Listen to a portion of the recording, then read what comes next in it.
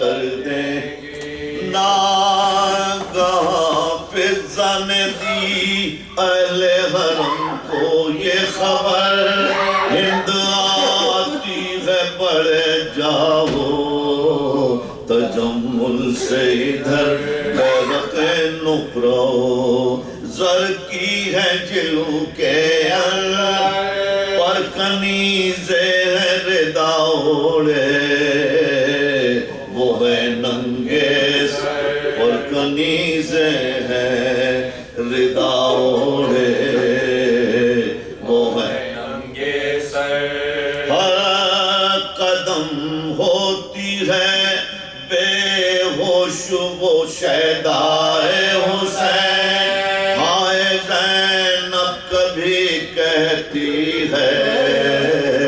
کبھی ہائے حسین ہائے زینب کبھی کہتی ہے کبھی ہائے حسین گرد عابد کے پھری تب وہ بہا لیتا رکھ دیا پاؤں پہ سر اپنا ہٹا کر زنجیر بولے وہ کون یہ چلائی کنیز شب السلام میں رسنوں تو کو سلاسل کے اسیر السلام میں رسنوں تو کو سلاسل کے اسیر ہے وصیت کا محل مرنے پہ تیار ہے تو کچھ کفن کے لیے رکھا ہے کہ نادار کچھ کفن کے لیے رکھتا ہے کہ نادار قید خانے میں تلا تم ہے کہ ہند آتی ہے کہا گورو کفن میں تجھے دوں گی بلّہ ننگے سر تیرے جنازے کے چلوں گی ہمراہ مرنے والے تیرا کیا نام ہے کب سے ہے تباہ بولے عابد ابھی 40 برس جینا ہے بولے عابد ابھی 40 برس جینا ہے نام بے کس بھی ہے قیدی بھی ہے ناداری ہے حال یہ ہے کہ اسیری بھی ہے آزاد حال یہ ہے کہ اسیری بھی ہے آزاد بولے وہ کون سے اس یہاں پہ ملی یہ تاج رو کے فرمایا گناہ کچھ بھی نہیں بیٹا اس نے منہ پیٹ لیا اور کہا کب سے ہو اسیر بولے 10ویں تھی محرم کی جو پہنی زنجیر بولے 10ویں تھی محرم کی جو پہنی زنجیر کچھ کفن کے لیے ہمراہ نہیں لایا ہوں باپ کو چھوڑ کے بے گور چلا آیا ہوں باپ کو چھوڑ کے بے گور چلا آیا ہوں سن کے عابد کے کلام اس نے خواصوں سے کہا صاف کعبے کے فصیحوں کا ہے لہجہ بخدا مل گیا ہے درے کرار کی بات باتوں کا مزہ اب چلو رانڈوں سے پوچھے نا اسے دے اب چلو رانڈوں سے پوچھے نا اسے دے واسبیبوں کے جو وہ صاحب حشمت آئے آل خاتون قیامت پہ قیامت آئی آل خاتون قیامت پہ قیامت آئی شان زینب پہ نظر کر کے کہا یادار گلد سے فاطمہ زندان میں آئی کیوں کر دیکھا بانوں کو تو کہنے لگی ہو کر شجر ہائے ایران کی شہزادی ہوئی ننگے ہائے ایران کی شہزادی ہوئی ننگے سر قدرت خالق قیوم نظر آتی ہے کوئی زینب کوئی کلثوم نظر آتی ہے قید خانے میں تلا تم ہے قید آتی ہے قید خانے میں آپ لوگوں سے اجر دو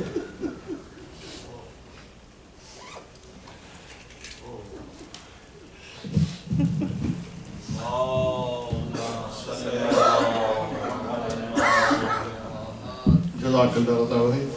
رضا بھائی اور ساتھیوں کے صحت و سلامتی اور توفیقات میں اضافہ کے لیے بلند تر صلوات مومن سے درخواست ہے اور ممبر سے قریب تشریف لے آئیں جیسا کہ آپ لوگوں کے علم میں ہے ایام بارگاہ یادگار حسینی میں ایام ازاں کے سلسلے میں یہ سحر روزہ مجالس شہادت سید الساجدین کے سلسلے میں برپا ہو رہی ہیں آج اس کا دوسرا دن ہے کل بروز ہفتہ یہ اس سحر روزہ مجالس کی آخری مجلس ہوگی ان مجالس ازاں سے قبلہ محترم جناب سید محسن زیدی صاحب خطاب فرما رہے ہیں مجلس کا وقت چینج کر دیا گیا ہے 8 بجے تلاوت حدیث قصہ سے پروگرام کا آغاز ہو جاتا ہے یہ نوٹ فرما لیجیے کہ پروگرام کا آغاز 8 بجے شب سے ہو جاتا ہے بر محمد و آل محمد صلی اللہم صلی علی محمد و آل محمد قبلہ محترم جناب سید محسن زیدی صاحب سے درخواست گزاروں کے تشریف لائیں اور رضا علی حسین سے خطاب فرمائیں بر محمد و آل محمد بلند تر صلوات اللہم صلی علی محمد و آل محمد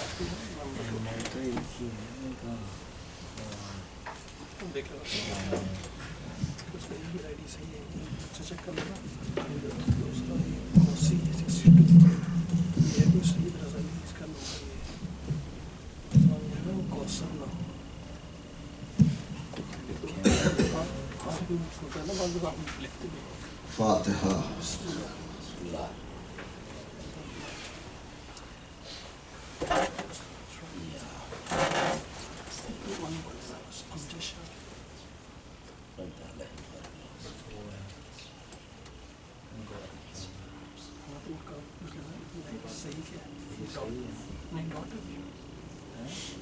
لا حول ولا قوة إلا بالله العلي العظيم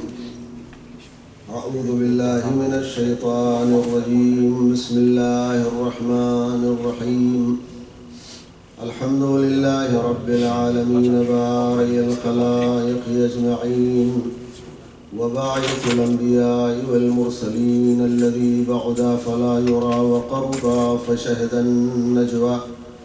الذي خلق الخلائق بقدرته ونشر الرياح برحمته ووتد بالصخور ميدان أرضه ثم الصلاة والسلام التحية والإكرام على البشير النذير السراج المنير حبيب إله العالمين أبي القاسم محمد اللهم صل على محمد وعلى آله الطيبين الطاهرين المعصومين المظلومين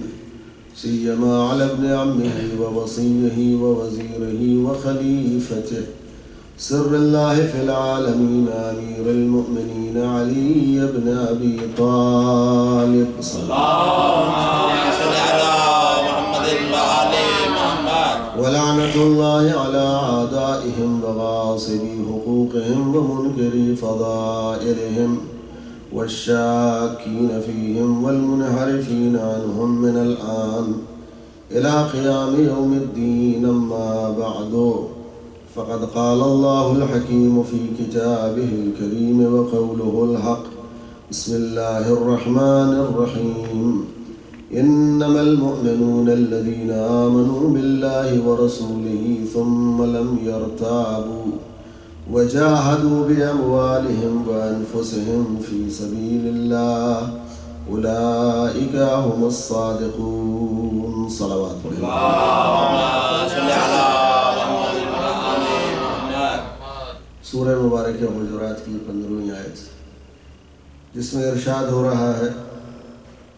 کہ بس حقیقی مومن تو وہ ہیں جو اللہ اور اس کے رسول پر ایمان لے آئے، اور ایمان لانے کے بعد پھر کسی بھی مرحلے میں وہ شک نہ کرے. اور اس کے بعد دوسری خصوصیت بیان ہوئی ہے ان مومنین کی کہ وَجَاهَدُوا بِأَمْوَالِهِمْ وَأَنفُسِهِمْ فِي سَبِيلِ اللَّهِ، اور وہ اپنے مال اور اپنی جان دونوں کے ساتھ اللہ کی راہ میں جہاد کرے. اگر کوئی ان صفتوں کا حامل ہے تو وہ اپنے دعوے ایمان میں سچا ہے. اگر یہ صفتیں اس کے اندر نہیں پائی جا رہی ہیں تو وہ اپنے ایمان کے دعوے میں سچا نہیں ہے، وہ جھوٹا دعویٰ کر رہا ہے. یعنی قرآن یہ کہہ رہا ہے کہ اگر دائرۂ اسلام میں آ گئے اور اپنے آپ کو مومن کہلوا رہے ہو، اللہ پر ایمان ہے اور اس کے رسول پر ایمان ہے، تو کبھی شک نہ کرو کسی بھی مرحلے میں، نہ اصول میں اور نہ فروع میں. اس لیے کہ اسلام 2 حصوں میں منقسم ہے. ایک حصے کا نام ہے اصول دین اور دوسرے حصے کا نام ہے فروع دین. نہ اصول دین میں شک و شبہ ہو اور نہ فروع دین میں شک و شبہ ہو. ایمان لے آئے تو یقین کامل ہونا چاہیے، اصول میں بھی اور فروع میں. نہ تو نماز میں شک ہو، یہ پڑھ رہے ہیں صحیح ہے کہ نہیں پتہ نہیں، یقین کے ساتھ. روزہ رکھ رہے ہیں تو یقین کے ساتھ رکھیں. فرش اعضا پہ آئے اور بیٹھے ہیں تو اس کو بھی عبادت سمجھ کہ یقین کے ساتھ بیٹھیں. یہ عبادت ہے. یہ نہیں کہ بچپن سے سکھا دیا ہے، ماں باپ نے انگلی پکڑا کر کے یہاں تک پہنچایا، ابھی چلا آ رہا ہے سلسلہ لہذا آگے. اگر یہ نیت ہے اور یہ نظریہ ہے تو اس فرش اعضا پہ بیٹھنے کا کوئی فائدہ نہیں. اس کو عبادت سمجھیے. اس لیے کہ یہ عبادت ایک ایسی عبادت ہے کہ جتنی دیر آپ یہاں بیٹھیں گے، روایات اس میں ہیں کہ وہ عمر کے حصے میں شمار نہیں ہوتا. عمر کے حصے میں شمار اس کا نہیں ہوتا. عبادت عظمیٰ ہے. 1 گھنٹہ 1.5 گھنٹہ جو بھی آپ وقت دے رہے ہیں اور بیٹھ رہے ہیں، کم از کم گناہوں سے تو پاک ہے. اب ایک نئی فکر چلی ہے لوگوں کی، کیا کریں جا کر کے 1 گھنٹہ وقت برباد ہوتا ہے اور کچھ ملتا نہیں. ارے یہ نظریات غلط ہیں عزیزو. یہ اس پر کام کرنے کی ضرورت ہے کہ دشمن کی سازشوں کا شکار ہو. اگر آپ کو کچھ بھی نہیں ملا، کم از کم گناہ سے تو بچیے 1 گھنٹہ. نہ نامحرم پہ نگاہ گئی، نہ غیبت کیا، نہ غیبت سنا، یہ کم ہے اس فرض ادا کا اجر، اس پر بیٹھنے کا ثواب؟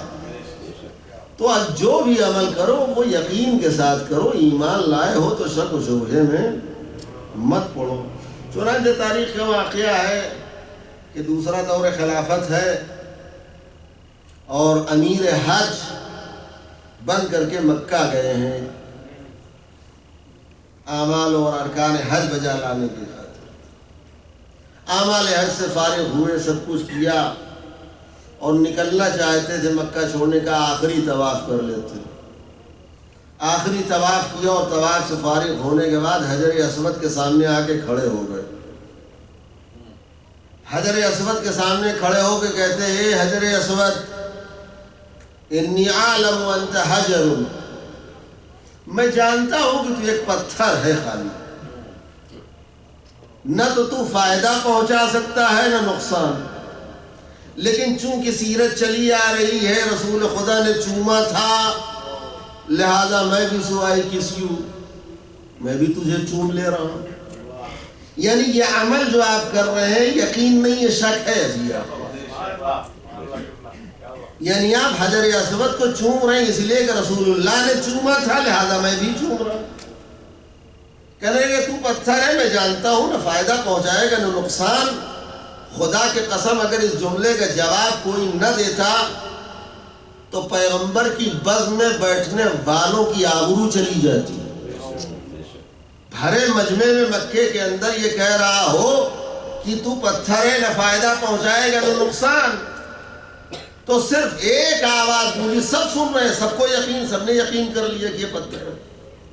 یہ فائدہ نہیں پہنچا سکتا، نقصان نہیں پہنچا سکتا۔ صرف ایک آواز پشت سے آئی ہے اپوزیشن کی، نہیں تم غلط کہہ رہے ہو، یہ پتھر فائدہ پہنچائے گا، نقصان بھی پہنچائے گا۔ کون؟ اچھا علی آپ ہیں؟ اب آپ سمجھے کس نے اسلام کی آبرو بچائی ہے؟